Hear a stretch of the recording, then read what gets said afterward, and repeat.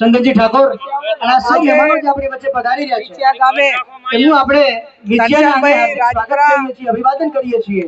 આ જે તકે એમનું પોતાનું મર્ડર અહીંયા કોઈ નાનો અને નથી, કોઈ મોટો, એ પરિવારને ન્યાય મળે। સમાજનો દીકરો સૌ સમાન। મર્ડર કર્યા પછી પણ જે આરોપીને પકડવાનો હોય પકડ્યો, એ વાત બરોબર છે પોલીસ તંત્રની, પણ જે ખોટા કેસો કર્યા એ કેસ 93 થી વધારે યુવાનો ઉપર ખોટી રીતે એફઆઈઆર કરી ભૂતકાળની અંદર અનેક સમાજોના કેસ પાછા ખેંચાણા, જેના ખેંચાણા એની સામે અમને વાંધો નથી, પણ કોળી સમાજના યુવાનો ઉપર જે ખોટી રીતે ફરિયાદ દાખલ કરીને એમને હેરાન કરવા માટેનો પ્રયત્ન કર્યા, એના માટે કરીને વિરોધ પક્ષના નેતા અમિતભાઈ ચાવડાના નેતૃત્વ હેઠળ આજે કોળી ઠાકોર સમાજના આગેવાનો આ સમાજને હૂંફ મળે અને જે અન્યાય થયો છે એમને કઈ રીતે સરકાર તરફથી પોલીસ તરફથી ન્યાય મળે એના માટે કરીને આજે બધા આગેવાનો આ વિછિયા ગામની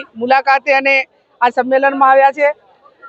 જે લેન્ડ ગ્રેબિંગનો જે કેસ હતો રાજપરાનો, એમને જે એમની માગણી મુજબ એ પરિવારને ન્યાય મળે, આ 2-3 બાબતો લઈને સૌ આગેવાનો વાત કરવાના છે। ત્યારે હું સરકાર પાસે અપેક્ષા રાખું અને સરકારમાં બેઠેલા કોળી સમાજના આગેવાનોની પણ નૈતિક જવાબદારી થાય છે કે કોઈ પણ પક્ષાપક્ષીથી દૂર રહીને સર્વપક્ષીય જ્યારે કોઈ પણ વ્યક્તિ પોતે જ્યારે જાહેર જીવનમાં આવતા હોય ને ટિકિટો માગવાનો હોય ત્યારે કહેતા હોય છે કે અમારા સમાજના આટલા વોટ છે એટલે મને ટિકિટ મળવી જોઈએ, તો આજે પણ કહેવું જોઈએ કે અમારા સમાજને આટલો અન્યાય થયો છે તો એને ન્યાય મળે। આ વાત પણ સર્વપક્ષીય આગેવાનોએ જ્યાં ત્યાં સરકારમાં જ્યાં વગ હોય ત્યાં કહેવી પડશે અને એ બાબતની ઉઘરાણી અમે કરીશું। વિપક્ષ તરીકે અમારી ભૂમિકા અમે અદા કરીશું। મુખ્ય માંગ તો જે અન્યાય થયો છે દૂર કરવાની વાત છે, શું કહેશો?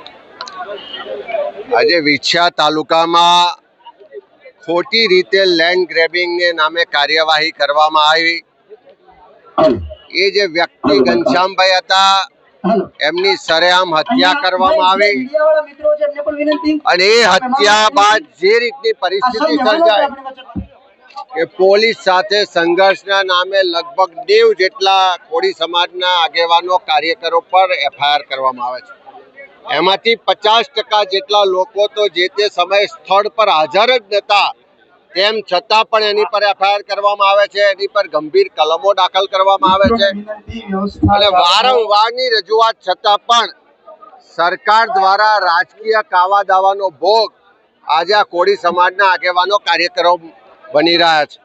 ત્યારે આજે સમગ્ર ઠાકોર કોળી સમાજ જેની ગુજરાતમાં 30% જેટલી વસ્તી છે, એના બધા જ લોકોને ચિંતા છે કે જે રીતે અન્યાય થઈ રહ્યો છે, પોલીસ પ્રશાસનને સરકાર દ્વારા દમન થઈ રહ્યું છે, જે રીતે લોકોને હેરાન પરેશાન કરવામાં આવી રહ્યા છે અને એનું કોઈ સાંભળતું નથી। ત્યારે આજે બધા બિન રાજકીય રીતે ભેગા થયા છે અને બધાની એક જ માગણી છે કે રાજ્ય સરકાર જો પાટીદાર સમાજના આંદોલન વખતના 98% કેસ પાછા ખેંચવાનો નિર્ણય લઈ શકતી હોય તો ગુજરાતમાં જેટલા ઠાકોર સમાજના હોય, કોળી સમાજના હોય, આદિવાસી સમાજના હોય, દલિત સમાજના હોય કે અન્ય સમાજના હોય, જેટલા લોકો પર આંદોલનના કે કોઈ વિરોધ પ્રદર્શનના અલગ અલગ કેસો કરવામાં આવ્યા છે, જુદી જુદી કલમો લગાવવામાં આવી છે, એ બધા જ કેસો પણ પાછા ખેંચવાની સરકાર જાહેરાત કરે એવી આજે સમાજની માગણી છે। જો તમે એક પાટીદાર સમાજના 98% કેસ પાછા ખેંચો છો તો આ ઠાકોર, કોળી, આદિવાસી, દલિત સમાજના લોકોએ શું ગુનો કર્યો? શું આ સમાજના લોકો ગુજરાતના રહેવાસી નથી? શું આ સમાજના મતોથી તમારી સરકાર નથી બની?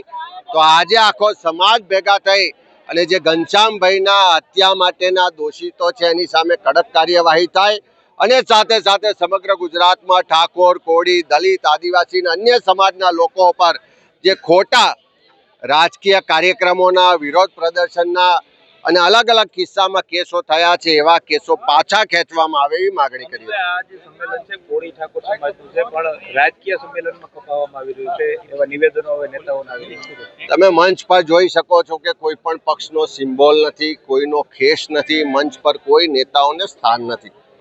જેના દિલમાં સમાજ માટેની લાગણી છે, જેના દિલમાં અન્યાય થયો છે, ભેદભાવ થયો છે, એની સામે લડવાનો જજ્બો છે, જેને અન્યાય કે ભેદભાવ સામે લડત લડવાની તૈયારી છે, એવા સમાજની લાગણીવાળા બધા જ લોકો આખા ગુજરાતમાં ને ખાસ કરીને સૌરાષ્ટ્રમાંથી આવ્યા છે.